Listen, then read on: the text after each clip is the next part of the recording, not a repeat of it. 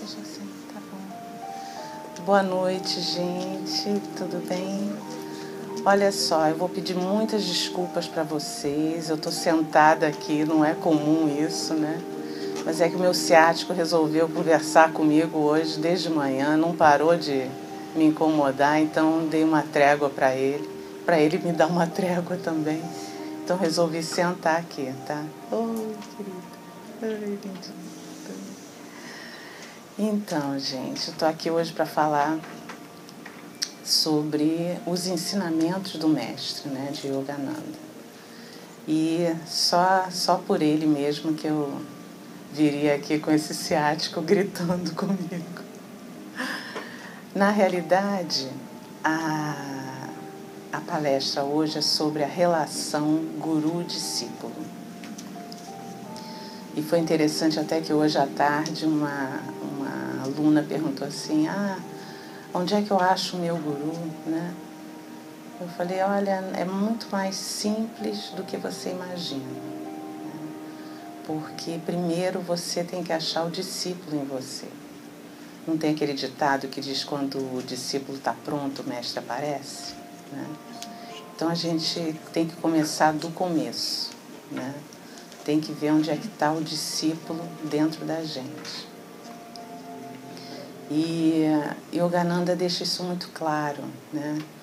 A gente tem que se preparar para receber o mestre, para enxergar o mestre que está sempre junto de nós, né? O mestre que a gente vai encontrar nessa vida já é nosso mestre. Nós já fizemos esse contrato, nós já fizemos essa união já há muitas vidas, né? Porque a gente não evolui assim, né? De uma hora para outra. Então, o que a gente precisa fazer nessa vida é se preparar como discípulo. A gente não está muito acostumado, não usa muito essa palavra, discípulo, né? A gente acha meio estranho, né? Mas discípulo é aluno, é aprendiz, né? Aquele que aprende um ofício, um trabalho, uma regra, uma orientação de um mestre. E um mestre é aquele que domina aquele ofício, aquele trabalho, aquela orientação. No nosso caso espiritual, um mestre é aquele que encontrou Deus, né? Aquele que viveu essa situação, aquele que sabe. Então, é alguém que vai saber com certeza nos levar até a Deus. Então, a gente não precisa ficar preocupado, né? A gente não precisa inquirir, a gente não precisa provar, porque o mestre é aquele que sabe Deus em si. Tanto que guru em sânscrito quer dizer aquele que dissipa as trevas da ignorância, né? Aquele que mostra a luz divina para a gente. Ele tem essa capacidade, né, de retirar os nossos véus para que a gente possa, seguindo as suas orientações, encontrar a luz divina, encontrar Deus. Né? E não só Yogananda, como Jorjan falou, mas vários outros mestres, né? Assim como Sri Yukteswar, Lahiri Mahashaya, Babaji, que são os nossos mestres da self, da nossa linhagem, né, de estudo. Mas existem vários outros mestres na Índia e no Ocidente também. Padre Pio, Santa Teresinha de Lisieux, Santa Teresa, né? Vários outros mestres que seguem esse caminho, seguem essa senda do mestre maior que é Jesus Cristo, né? Que é o nosso grande mestre, que deu a sua vida, que deu a sua energia, que condensou a sua energia na terceira dimensão para nos ajudar a despertar. Né? Então, hoje a gente vai falar um pouco desse caminho, né? Nesse caminho de preparação, de como se tornar um aprendiz para enxergar o mestre que está do nosso lado o tempo todo e que de repente a gente acha que ele chegou, né? Mas não chegou. A gente é que abriu os olhos e conseguiu vê-lo. Fica muito claro um caminho de 4 passos do aprendiz, né? O primeiro passo do aprendiz é você conseguir se lançar nessa jornada com a vontade de se autodescobrir, de saber quem você é. Você só vai conseguir encontrar o outro se você souber quem você é, né? Na hora que você encontrar o outro, você vai se apresentar. Na hora que você vai se apresentar, se você não sabe quem você é, como é que você vai se apresentar, né? Muito prazer, eu sou... Como é que é mesmo? Esqueci. Você tem que saber como vai se apresentar, né? Então, o primeiro passo é você se lançar nessa jornada da autodescoberta. E essa autodescoberta, hoje em dia, é tão falada, né? Tem vários livros de autoajuda, mas muitas vezes eles se fixam numa coisa muito superficial. E realmente a autodescoberta, a reforma íntima, que a gente ouve muito falar nos centros também, ela realmente é eficaz quando a gente se debruça nas necessidades da alma, né? A gente perceber quais são as nossas verdadeiras necessidades. Quem a gente é, o que a gente quer, o que é necessário para a nossa alma nessa vida, nessa encarnação. Aí a gente começa a ter um vislumbre de quem a gente é. O que a gente precisa na realidade da alma, não na vida cotidiana. E também como a gente reage emocionalmente às adversidades da vida. Porque normalmente a gente não age, né? Geralmente a gente reage. E isso já faz uma diferença enorme. Você perceber que você é levado pelos seus medos, pelos seus temores, pelas suas ansiedades, que você vive ao sabor das suas preocupações, isso já dá cai uma grande ficha. Porque você começa a perceber o quanto que você reage ao mundo e às adversidades. O quanto que você não se relaciona realmente, porque você não sabe quem você é. Você não sabe quais são as suas posturas frente àquelas adversidades. Você não sabe quais são as suas crenças verdadeiramente suas. Muitas vezes a gente acredita que sabe alguma coisa, pensa alguma coisa e tal, mas porque a gente herdou aquilo. Ou do grupo, ou da sociedade, ou da família, todo mundo pensa daquele jeito, a gente acostumou daquele jeito, mas a gente nunca pensou sobre aquele assunto. Será que eu realmente acho dessa forma? Será que eu realmente acredito nisso? Né? Então, muitas vezes a gente traz para a nossa vida sentimentos, atitudes, ações que não são nossas verdadeiramente, né? E a gente reage ao mundo com aquele acúmulo de atitudes, de sentimentos, de pensamentos que não tem a ver com a gente mesmo, mas com uma herança de um grupo que a gente pertence. Então, a primeira coisa, né, para a gente se preparar nesse caminho do aprendiz é descobrir quem é esse aprendiz que somos nós, né?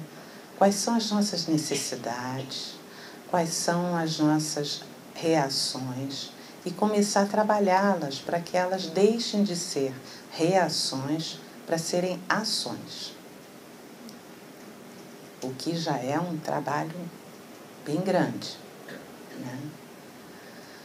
Bom, se você se trabalha bastante, você começa a se conhecer, você começa a se trabalhar e tal, você pode passar para o segundo passo, que é aprender a viver, a dar vida a quem você é. Isso é o quê? É você viver com consciência, não simplesmente levando a vida com a barriga. É você comer com consciência, é você tomar banho com consciência, é você caminhar com consciência, é você conhecer alguém com consciência, trabalhar com consciência, amar com consciência, se relacionar com consciência. É você estar presente na sua vida, no momento que você está vivendo. É você viver com autenticidade. O mestre fala muito isso. Você viver com autenticidade. Porque você descobriu quem você é, né? Você deu valor ao que você é, a quem você é. E você vive quem você é. E gosta. E mesmo aquelas coisas que você descobriu que você não gosta em você, você aceitou que são suas. E aceitou que algumas coisas você não consegue mudar ainda. Outras você está tentando mudar. Mas você sabe que tudo isso é seu, que tudo isso é você. E você está em trabalho, está em construção. Você está vivo. E isso é muito interessante porque a gente percebe um brilho nos olhos das pessoas, né? Quando elas se percebem. Você percebe que as pessoas estão diferentes. Quando elas começam a entrar dentro de si, a mergulhar na meditação, quando elas saem daquela meditação, mesmo tendo encontrado coisas muito difíceis de si mesmas, elas voltam com algum brilho diferente. Porque no fundo, do fundo do fundo, a nossa essência é divina. Nós somos filhos de Deus, nós fomos feitos à imagem e semelhança de Deus. Então, mesmo que a gente toque, né, uma parte que a gente não compreende, que a gente não gosta, que a gente não aceita, se essa parte é essencial nossa, é uma parte divina. E a gente volta desse toque, desse encontro, com uma certa paz. E é isso que a meditação sempre traz para a gente. E que com a perseverança, com a continuidade, a gente vai percebendo que vai aumentando, né? Principalmente a paz. Depois a alegria. É o segundo ponto que vai aumentando muito com a meditação. E é uma alegria que não tem, é uma alegria boba, vamos dizer assim, né? Que não tem muita razão de ser para a mente, para a nossa mente racional, né? Mas tem toda a razão de ser porque é um encontro com a nossa parte divina. E a gente simplesmente se alegra, né? E a gente não consegue racionalizar para explicar, graças a Deus. Porque se a gente conseguir, não foi essa alegria mesmo, né? Essa alegria divina.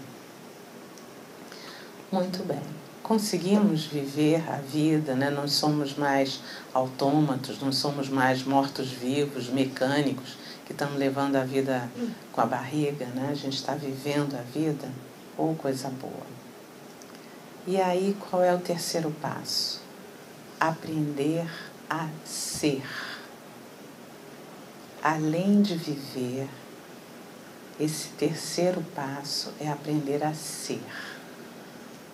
E aí a gente começa a desapegar do ter, desapegar do poder, desapegar do parecer, que talvez seja o nosso maior apego.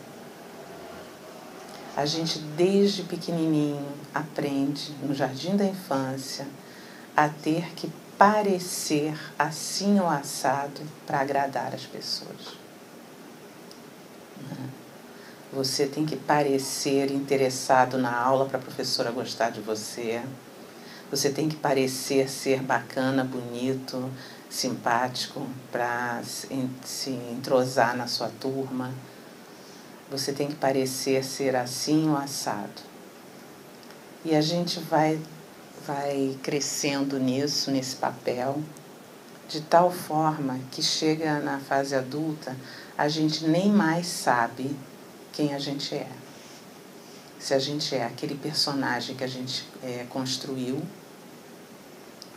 que vai parecer de uma certa forma assim ou assado, ou se a gente é daquele jeito mesmo, a gente não sabe mais, a gente se perdeu no meio do caminho. Então esse terceiro passo, ele é crucial. Eu já comecei a me descobrir, já comecei a perceber, né, traços da minha essência, de quem eu sou, né, o que eu vim fazer aqui. Eu já percebi como é que é a minha vida, eu já estou vivendo a minha vida, já vivo com autenticidade e de repente eu abri mão do parecer. Difícil? É bastante difícil. Não vou dizer que é simples, que é fácil. Não é. Isso é para quem quer realmente caminhar este caminho, o caminho do aprendiz. E quer encontrar um mestre que te dê a mão e não largue e te leve até Deus. Agora tem muitos como nós, né, que seguram na mão do mestre e também não largam. Porque eles não largam a nossa mão. A gente é que de vez em quando larga, né? E isso é que é mais fantástico. Porque quando um discípulo está pronto, o mestre é visto, porque os véus caem, o discípulo se apaixona pelo mestre, achando que é a primeira vez, que é um amor à primeira vista, mal sabendo que é um amor a primeiras vidas, né? Muitas vidas. E o mestre está lá do nosso lado, o tempo todo, só esperando aquele momento de ser visto. Não é ele que está se apresentando para a gente naquele momento. Ele está sendo visto. Porque no momento que a gente se uniu a ele, houve uma promessa nossa e uma promessa dele. A gente prometeu que seguiria o caminho dele, porque ele nos iria mostrar Deus. E ele nos prometeu que iria segurar nossa mão e nos levaria a Deus até realmente a gente chegar lá e ficasse lá. Então o que acontece? Muitas vezes a gente larga a mão do mestre. A gente esquece, a gente cansa. O ser humano é assim, a gente é assim. Mas o mestre não larga a nossa mão, ele não esquece. A promessa que ele já fez em superconsciência. A gente não, por isso que a gente esquece, né? Então, gente, não tenham dúvida, porque quando vocês encontram um mestre, saibam que ele esteve ali, ele estava ali o tempo todo, só esperando a gente vê-lo. E ele vai continuar estando junto de nós até a gente encontrar Deus. Porque aí o quarto passo é qual? Aprender a amar. Que é o mais difícil de todos, porque a gente acredita que a gente sabe amar, que a gente ama. E a gente não tem noção do que é amar. A gente sabe o que é gostar, a gente sabe o que é se apaixonar, né? Agora, amar é uma coisa tão mais complexa que a gente precisa aprender. E a gente vai aprender com o Mestre. Então, esse quarto passo a gente dá junto com ele, segurando a mão dele. E aí é que a gente realmente começa o discipulado. Aí a gente se torna discípulo, porque a gente encontrou o nosso Mestre. Eu achei muito interessante, Georgiane, quando você me falou dessa palestra, né? Eu estava escrevendo uma aula. E aí eu fui procurar uns livros e tal, e aí achei um caderno antigo da Selfie. Um caderno que eu escrevia as aulas, porque na época não tinha computador ainda, né? Então eu escrevia à mão todas as aulas, botava as referências, estudava para as aulas no caderno. Qual é a primeira aula do caderno? A relação guru-discípulo. Eu achei incrível, né? Uma aula de 2000. Aí eu trouxe o caderno, esse azulzinho aqui, porque tem uma passagem aqui bem legal que eu escrevi, que é falando do discipulado de Jesus.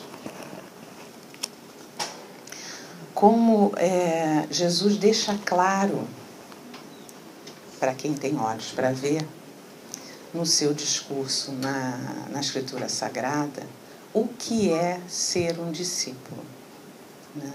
E como o amor é que faz essa liga. Como o amor entre o discípulo e o mestre e o discípulo, é que faz com que esse discípulo se desenvolva, que ele compreenda, que ele realmente viva. Porque vocês vão ver, né? É tão interessante, quem está lendo com outros olhos a Escritura, você fica assim bobo, fala, meu Deus do céu, como é que Jesus tinha paciência com esse povo, gente? Porque ele explicava, ninguém entendia nada. E aí ele fala, ele explica, e aí pergunta a mesma coisa.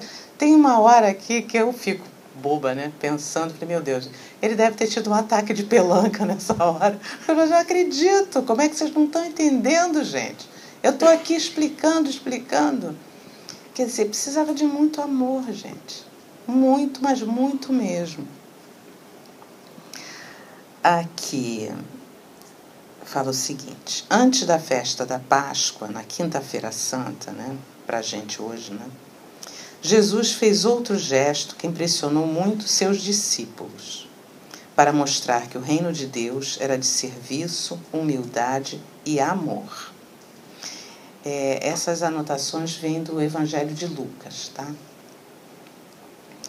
Ele, antes da ceia, derramou água numa bacia e começou a lavar os pés dos discípulos e a enxugá-los com um pano que lhe cobria. O fato de lavar os pés de alguém era considerado uma ação humilhante, que não se podia impor nem mesmo um escravo. Então, se tornou a expressão da maior piedade e compaixão, do maior amor com relação a quem você fizesse isso. Só um adendo. Essas notas são de Yogananda, tá? Que a gente, para dar aula, a gente pega sempre as notas dele para estudar, para poder dar as aulas. Jesus disse então, compreenderam o que eu fiz? E isso é muito interessante, como toda a passagem de Jesus, os 3 anos de ministério, são 3 anos didáticos. Tudo que ele faz tem uma razão de ser. E ele pergunta, entendeu? Não entendeu? Eu explico. E explica. O tempo todo ele está explicando, né? Se eu, o Senhor e Mestre, vos lavei os pés, vós deveis também vós lavar-vos os pés uns aos outros. pois é um exemplo que eu vos dei. O que eu fiz por vós, fazei-o vós também. Em verdade eu vos digo, um servo não é maior que seu senhor. Sabendo isso, sereis felizes, se ao menos o colocares em prática. Quer mais deixa do que essa? Impossível, né? Em verdade eu vos digo, receber aquele que eu enviar é receber a mim mesmo, e receber a mim é receber aquele que me enviou. Quer dizer, mostrando a continuidade do amor, a continuidade da energia, né? Aliás, gente, o Jorjão até comentou aqui na quinta-feira, eu dou esse grupo aqui de leitura das obras de Paramahansa Yogananda. A gente está lendo A Segunda Vinda de Cristo, que é um livro fantástico que explica muito claramente as escrituras. Por quê? É a transcrição das conversas que Yogananda teve com Jesus. Então é muito claro, são as conversas que ele teve com Jesus, Jesus explicando para ele o que era o quê. O que não ficou claro, que a gente até hoje não entende, lendo as escrituras, ele vai e explica. Tá? Então, se vocês quiserem aparecer, serão todos muito bem-vindos, tá bom? Aí ele continua. Depois de ter falado isso, Jesus ficou perturbado interiormente e disse: em verdade vos digo, um dentre vós vai me entregar. Preste atenção que ele não diz vai me trair. Um dentre vós vai me entregar. Ele era onisciente, ele já sabia o que ia acontecer e contava com isso. Por isso ele ativou Judas. Todos os discípulos ficaram perturbados e Pedro disse a João: pergunte a ele de quem ele fala. E João disse: Senhor, quem é este homem? E Jesus disse: é aquele a quem eu der o bocado que vou umedecer no molho. Ele ainda deu de comer para esse discípulo. Dito isso, Jesus ofereceu o bocado umedecido a Judas Iscariotes e disse a ele: o que tens a fazer, faze-o depressa. Ou seja, ali havia um amor tão profundo, que Judas encarnou aquele papel. Né? Nos meios místicos cristãos, disse que Judas queria que Jesus provasse que ele era o Filho de Deus na forma do guerreiro, que era o que os judeus esperavam, que o Messias era aquele que ia acabar com a miséria, com a fome, com a opressão romana, né? E seria um guerreiro. Então Judas achava que se houvesse um embate entre Roma e o Messias ia se rebelar e ia se mostrar como guerreiro. Né? Contando com isso é que Jesus fala: faz o que vieste fazer rápido. Só que Jesus sabia o que ele ia fazer, não era o que Judas queria. Né? Judas saiu imediatamente e ninguém entendeu nada. Jesus disse: meus filhinhos, estou convosco por pouco tempo. Um mandamento novo eu vos dou: amai-vos uns aos outros. Como eu vos amei, vós também amai-vos uns aos outros. Pois assim todos reconhecerão que sois meus discípulos, no amor que tiverdes uns para com os outros.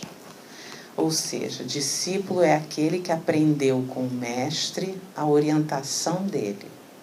Qual orientação Jesus está mostrando? Ele amou aquele que o entregou. É esse tipo de amor que ele estava ensinando para eles. E falou para eles: amai-vos uns aos outros. um mandamento antigo, só que ele colocou o adendo, como eu vos amei. E é esse o mandamento da nossa era, não é o antigo dos 10 mandamentos. Esse adendo faz toda a diferença. Não basta amar ao próximo como a ti mesmo se você nem se conhece. Se você se boicota, se você vai contra você mesmo, como é que vai ser esse amor seu ao próximo? Se você ama o próximo como a ti mesmo e você pouco se ama, pouco se conhece para se amar. Não é verdade? Não, o mandamento que Jesus nos deixou foi: amai-vos uns aos outros, como eu vos amei. Lembre como eu vos amei. Lembre como o amor transbordava de mim. Como eu dei de comer para aquele que foi me entregar.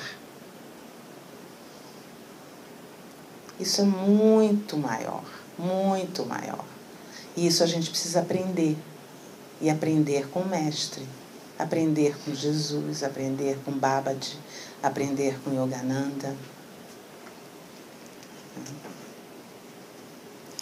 E aí Pedro diz: Senhor, aonde vais? Jesus respondeu: para onde eu vou, tu não podes seguir-me agora, mas seguirá mais tarde. Pedro: por que eu não posso te seguir? Eu me despojarei da vida por ti. E ele falou isso acreditando realmente, né? E Jesus falou: despojar-te da vida por mim? Em verdade eu te digo, tu me terás renegado 3 vezes antes que um galo comece a cantar. Jesus conhecia Pedro a fundo, conhecia sua alma, sabia das suas inseguranças, mas sabia que ele iria superá-las também. Por isso que Pedro foi o escolhido para fundar a igreja, para liderar os discípulos. Só que na hora, Pedro se assusta. Como assim, né? Todos ficaram muito preocupados com o que viria a acontecer. E Jesus diz: quanto ao lugar para onde vou, vós sabeis o caminho? Tomé, que era super prático, disse: Senhor, nós nem sabemos para onde vais, como poderíamos saber o caminho? Ou seja, não adiantou nada. Até aquela hora não aprendeu coisa nenhuma, né? E aí Jesus diz: eu sou o caminho, a verdade e a vida.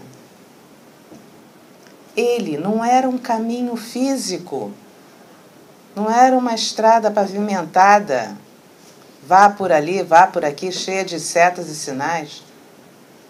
Era o exemplo dele, o modo como ele amava. Oi, querida.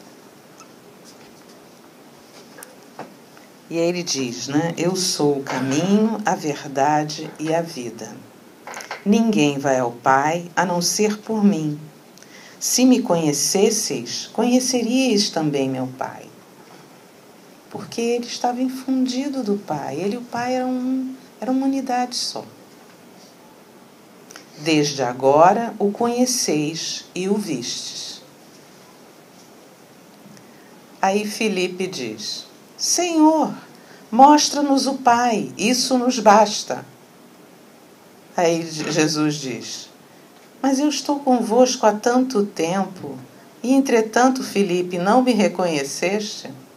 Não entendeu ainda que eu e o Pai somos um? Para que está me pedindo para mostrar o Pai? Vocês percebem? Ele repete, ele repete, ele repete.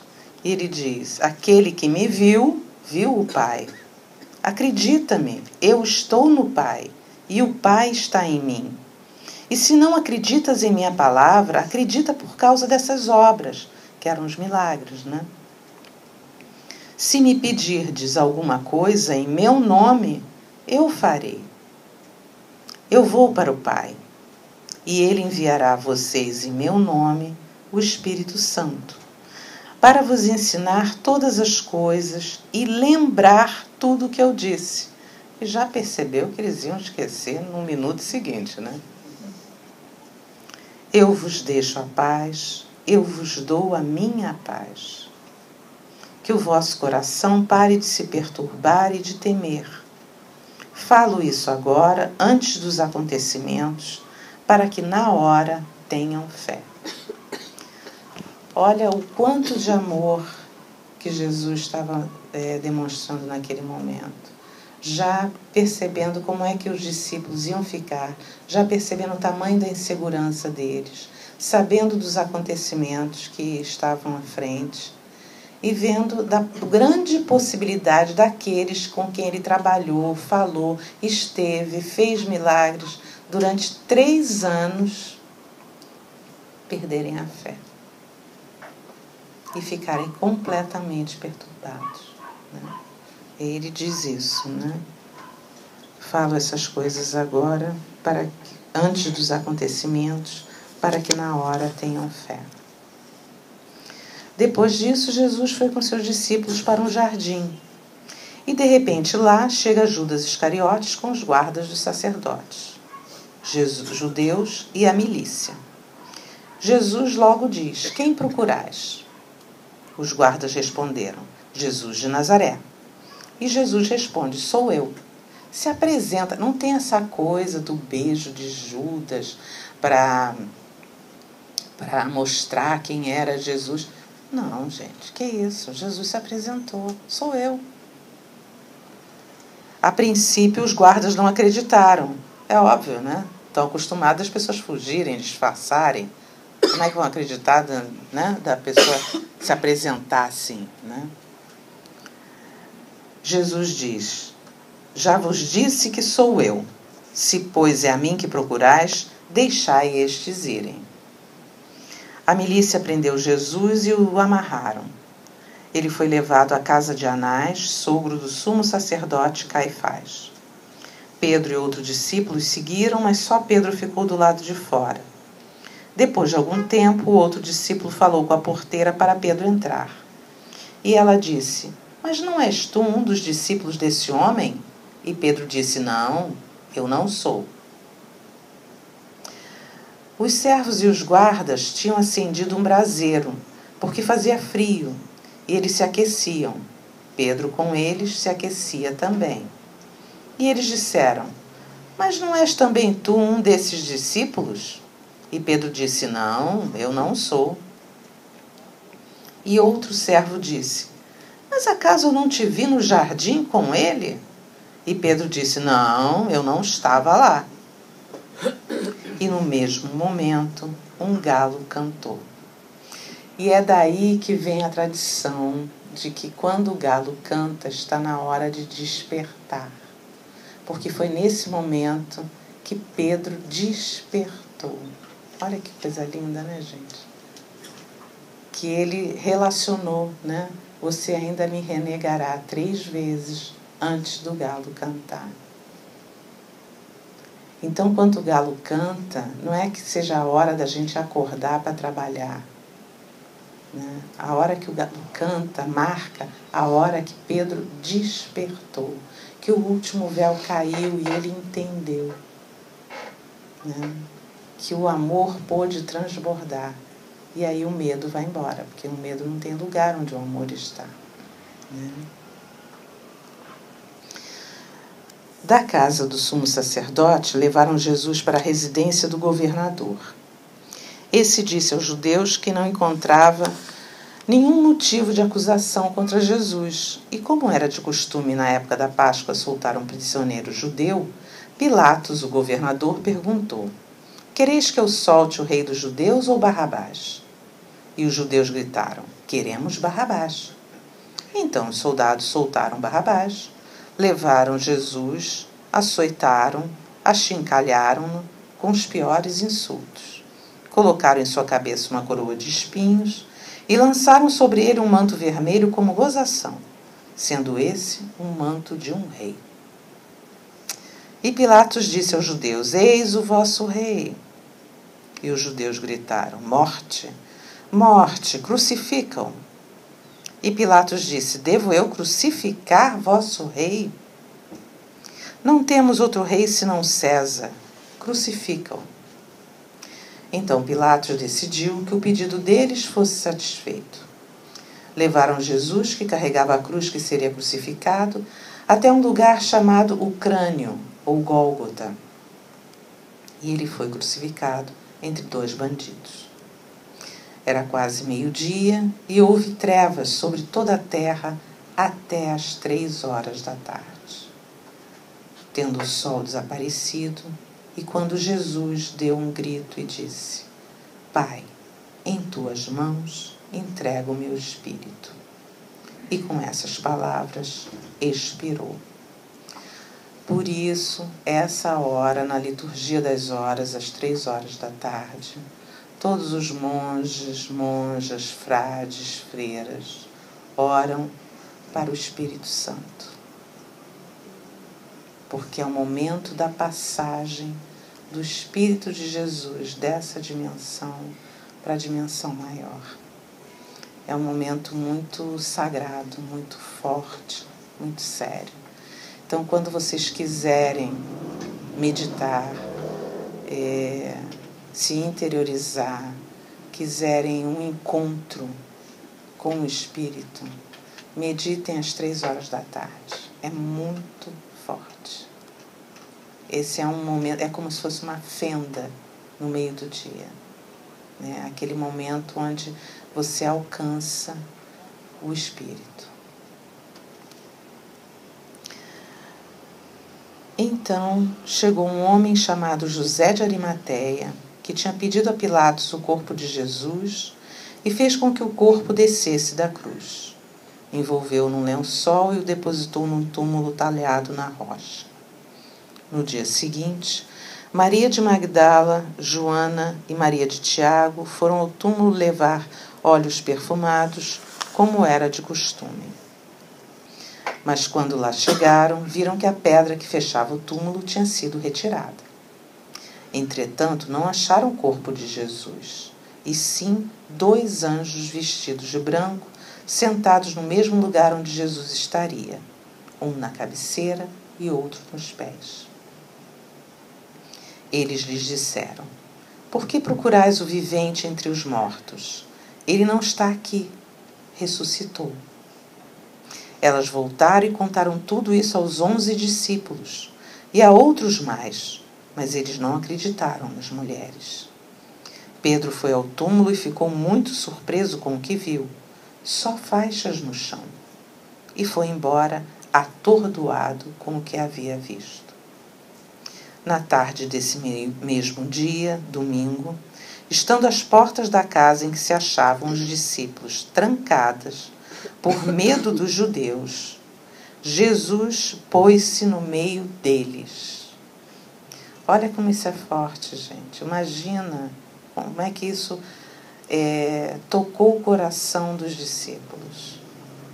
Eles apavorados, né, achando que seriam pegos também, que eles também seriam mortos. Tudo trancado, de repente Jesus aparece, une todos os átomos e se materializa ali no meio deles. E diz: a paz esteja convosco. Enquanto falava, ele lhes mostrou as chagas nas mãos e o lado ferido. Os discípulos, vendo o Senhor, ficaram tomados de alegria, e Jesus disse: a paz esteja convosco. Como o Pai me enviou, assim também eu vos envio. Soprou sobre eles e disse: recebei o Espírito Santo.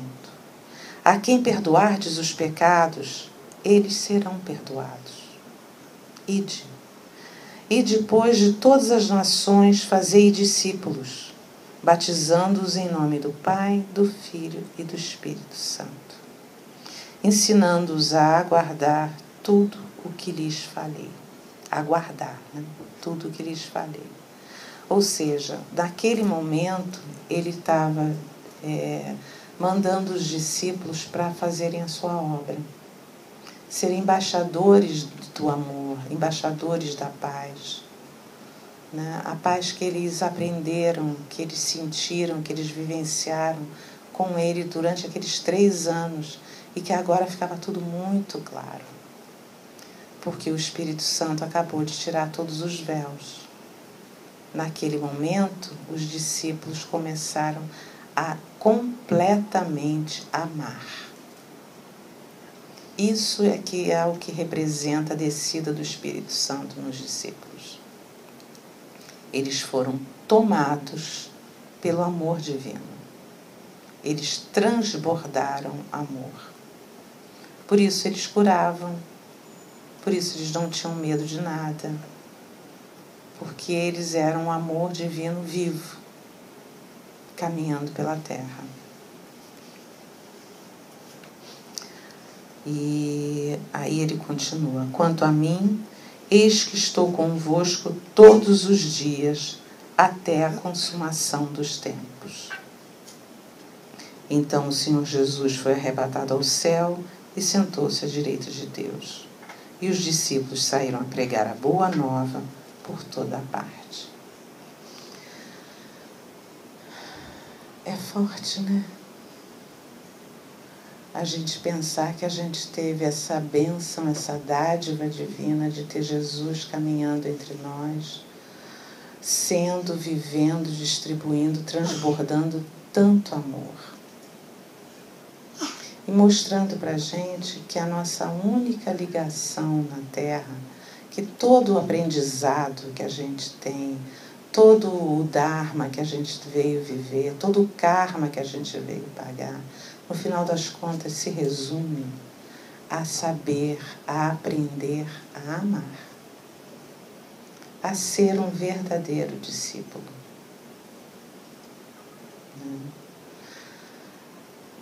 E é isso que a gente aprende na meditação, que a gente aprende aqui com o Luiz, que a gente aprende em todos os grupos que tem nessa casa, no Bhagavad Gita com Krishna, no curso em Milagres com Jesus.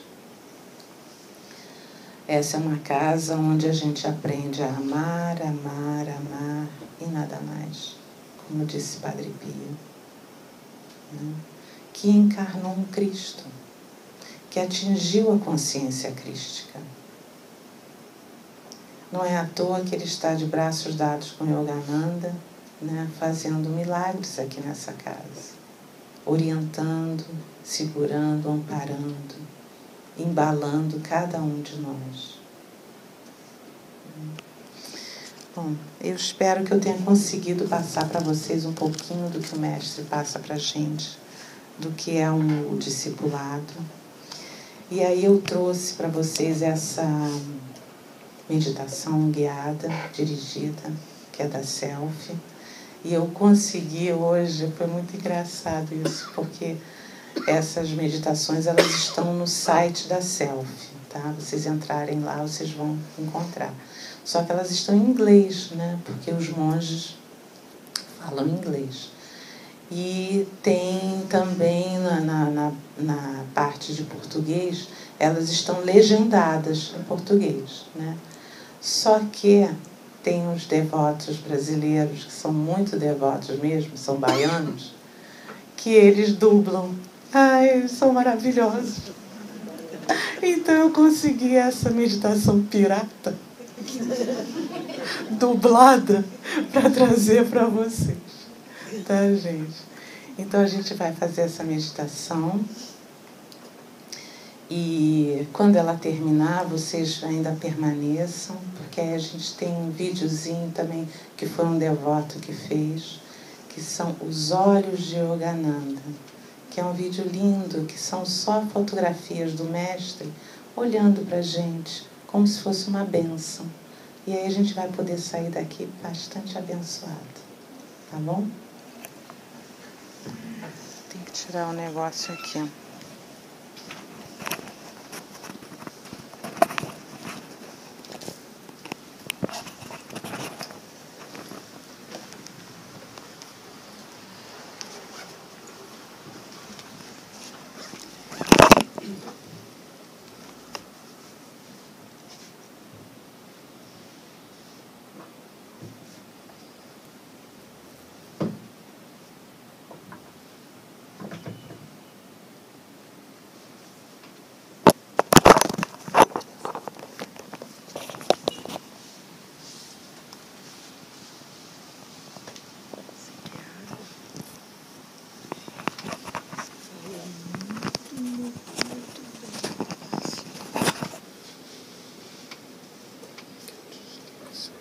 Quando você medita, o amor aumenta.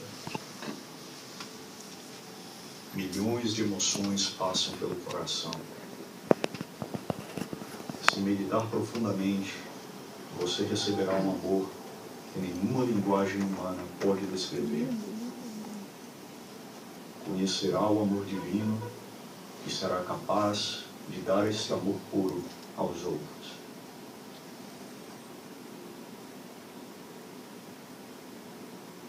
Antes de começar a meditação, é importante sentar na postura correta. A coluna vertebral deve ser mantida ereta e o queixo paralelo ao chão. Feche os olhos e suavemente volte o olhar para cima, sem tensão, para o ponto entre as sobrancelhas, a sede da concentração e do olho espiritual ou da percepção divina. Dê uma ordem mental para que o corpo permaneça imóvel e descontraído. Sinta conscientemente o corpo ficar relaxado. Afaste todos os pensamentos relacionados com o mundo.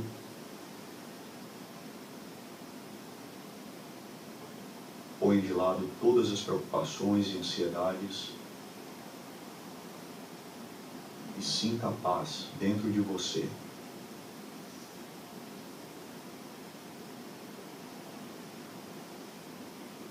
Vamos começar com uma oração.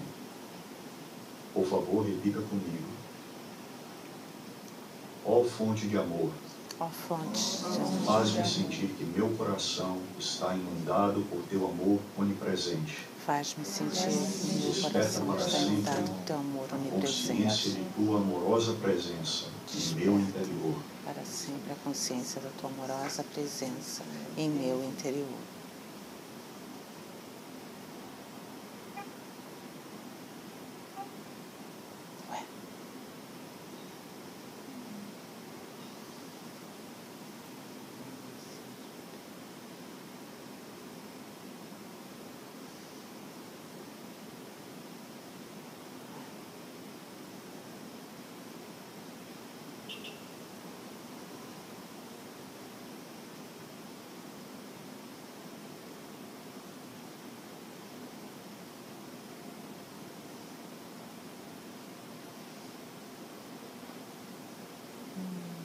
Chapou ainda. Acho que não baixou direito.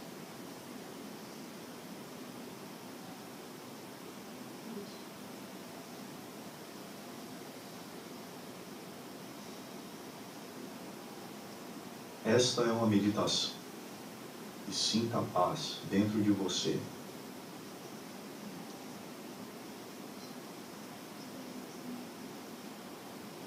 Vamos começar com uma oração. Por favor, repita comigo. Ó fonte de amor, faz-me sentir que meu coração está inundado por teu amor onipresente. Desperta para sempre a consciência da tua amorosa presença em meu interior.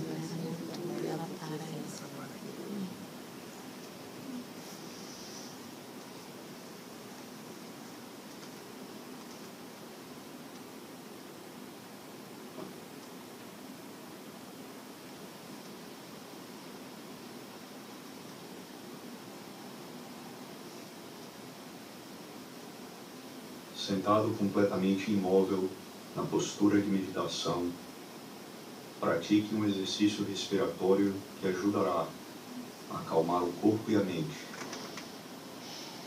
mantendo o olhar e a atenção focalizados no ponto entre as sobrancelhas. Expire pela boca em dupla exalação.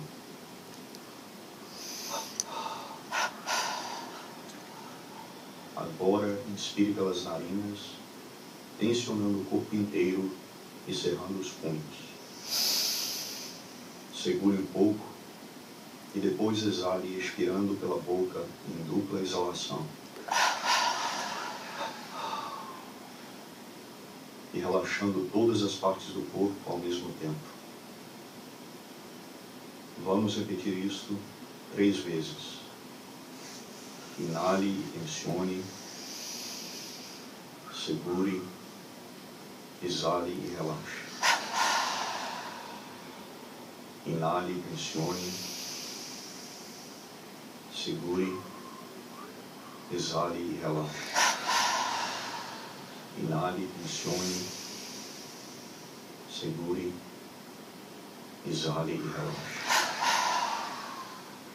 Agora, para terminar, sem tensionar, inale, segure, exale e relaxe completamente. Agora, esqueça a respiração. Deixe que flua naturalmente por si mesma, como acontece normalmente.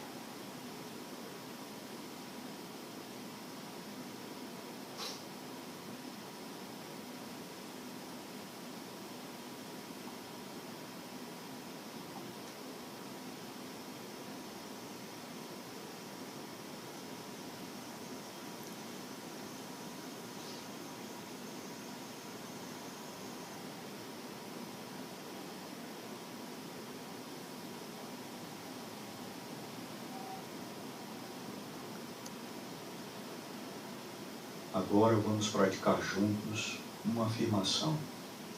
Primeiro em volume de voz normal, depois mais baixo, em seguida sussurrando e por fim, mentalmente. Repita comigo. Tu és amor. Tu és amor. Eu sou feito à tua imagem. Eu sou feito à tua imagem. Eu sou a esfera cósmica do amor.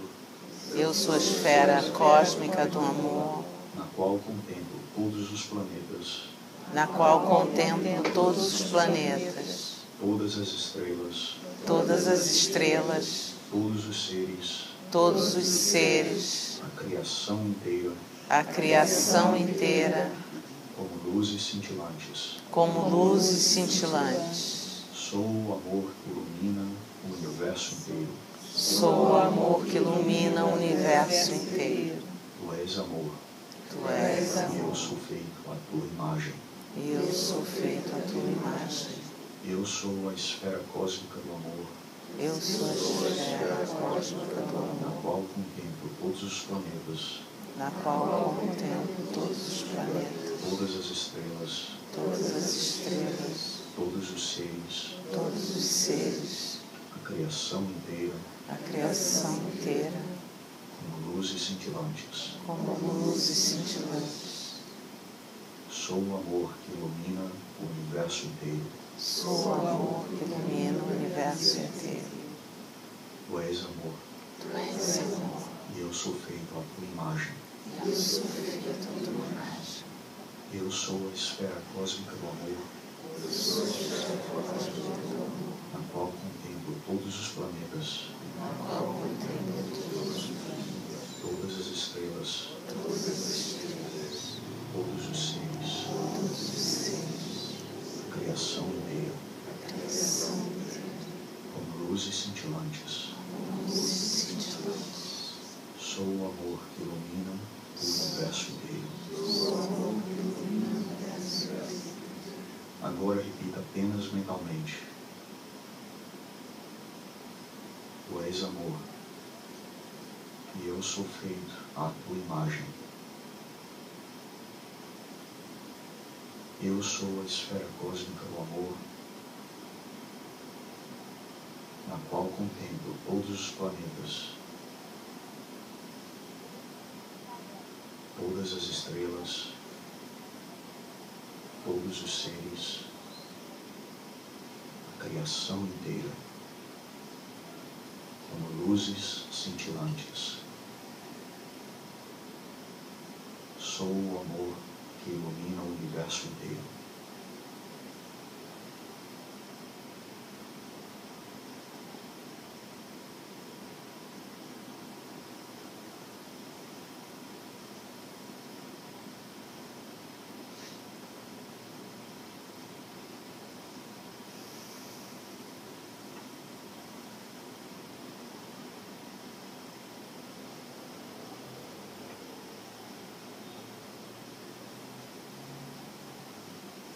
Sinta a tranquilidade e o silêncio dentro de você. Se pensamentos inquietos invadirem sua mente, expulse-os gentilmente e faça a sua concentração retornar ao sentimento de paz, de alegria, de amor que permeia todo o seu corpo e sua mente. Vamos desfrutar a quietude enquanto nos aprofundamos em meditação silenciosa. Meditemos.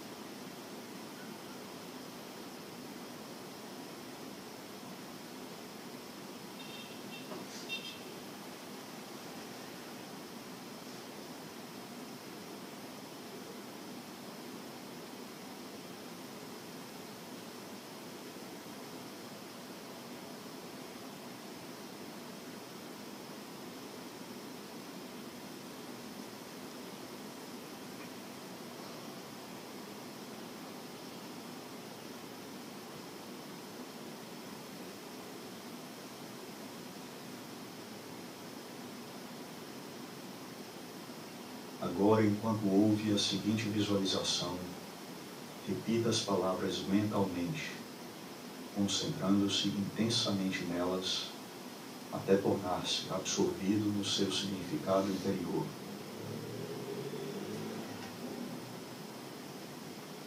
Coloque a atenção no coração e sinta o maior amor que já sentiu por alguém. Deixe que esse amor permeie cada célula do seu corpo. Agora expanda o sentimento de amor como uma esfera circundante, envolvendo sua família, seus amigos, todos os que você ama. Sinta seu amor crescendo cada vez mais. Inclua nessa esfera todas as pessoas de sua cidade, depois todas as do seu país. Agora, tudo neste mundo está banhado nesse amor. A Terra inteira, o Sistema Solar, as galáxias dispersas e as ilhas de universos. Tudo está flutuando nessa imensa esfera de amor. Sinta esse amor, medite nele e mergulhe nesse amor que permeia toda a criação.